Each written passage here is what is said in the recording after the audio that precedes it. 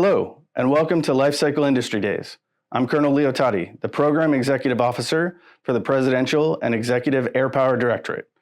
I welcome the chance today to talk to you a little bit about our portfolio and to give you an idea of those opportunities where you may be able to get involved. The Presidential and Executive Airpower Directorate is purpose-built to acquire and sustain current and next-generation presidential, executive, and other special purpose commercial derivative aircraft for a very senior, high-visibility customer base. We are very proud to be part of this unique mission, directly empowering our nation's senior leaders by acquiring and sustaining presidential and executive airpower. Our portfolio is divided into three major components. They're reflected in the platforms and the operating locations that you can see here on the slide. First, we sustain the current presidential, executive, and special mission aircraft. Second, we're developing and producing the next Air Force One, the VC-25B. And third, we are recapitalizing the E-4B fleet with a new weapon system called the Survivable Airborne Operations Center, or SAOC. Our primary operating locations are also reflected here on the slide and include program offices at Wright-Patterson, Tinker, and Hanscom Air Force bases.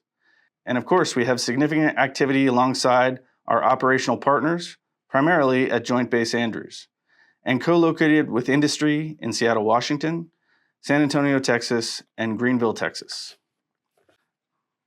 Our first major component is the Executive Aircraft Division, located at Tinker Air Force Base, which specializes in just that, the management of FAA-certified commercial derivative aircraft fleets.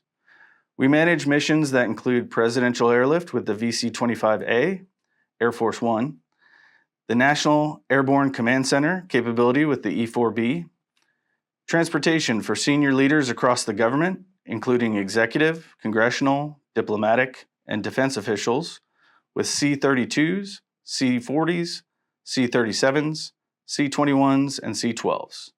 And we manage several additional fleets for FMS partners. The photos on the slide represent incredible work that our team does every day to sustain and improve our support to our nation's most senior leaders.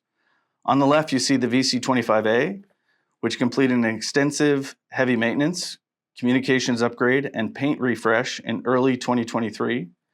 And on the right, what you see is a ribbon cutting for the first ever E-4B flight simulator. This milestone was accomplished in partnership with the Simulators Program Office and the Agile Combat Support Directorate, and will move the majority of E-4B training out of the cockpit, increasing the fleet's availability for operational missions. On this side of our business, we're actively competing the Contractor Logistics Services contract for our Gulfstream derivative aircraft, the 24 C-37Bs, C-37As, and C-20G aircraft. The current CLS contract expires in January of 2025. We have completed the technical evaluation and are on track to award a 7-year CLS contract in October 2024, with a full performance 1 February 2025. Our E-4B program completed its acquisition strategy for the National and Nuclear Communication Support follow-on and anticipates awarding in early 2026. This contract provides support for the E-4B mission systems.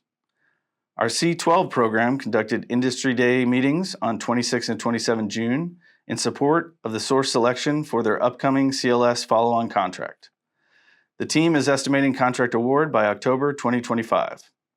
Additionally, the SecAF passed a challenge to our team in November 2023 to find a material solution to the identified shortfall in executive airlift capability. The team quickly conducted market research, assessed risks, and crafted an acquisition strategy, which was approved May of 2024, capable of delivering the added executive airlift requested. We continue to move forward in pursuit of this needed capability. Related to the current fleet of presidential and executive aircraft, our team, along with the Big Safari organization, also provides and sustains the Senior Leader Command, Control, and Communication System Airborne, or SLCSA, which provides the robust communication capabilities and the common user experience that our senior leaders demand across the VC-25A, C-32, C-40, and C-37. This photo shows a C-32A having just delivered the Mission Communications System upgrade to the 89th Airlift Wing at Joint Base Andrews. This upgrade enhances senior leaders' ability to meet mission requirements by providing link resiliency, reducing drop calls, upgrading executive phones, and access to world events via enhanced in-flight information and commercial Wi-Fi. This aircraft was also the first C-32A to receive the Low Earth Orbit, or LEO, SATCOM upgrade, providing a redundant SATCOM path with reduced latency. Our second major component is developing and producing VC-25B, the next Air Force One. The VC-25B program, located at Wright-Patterson Air Force Base, is executing a $3.9 billion contract to develop, test, certify, and deliver 2 presidential mission-ready VC-25Bs. These aircraft are currently in modification at Boeing's San Antonio facility.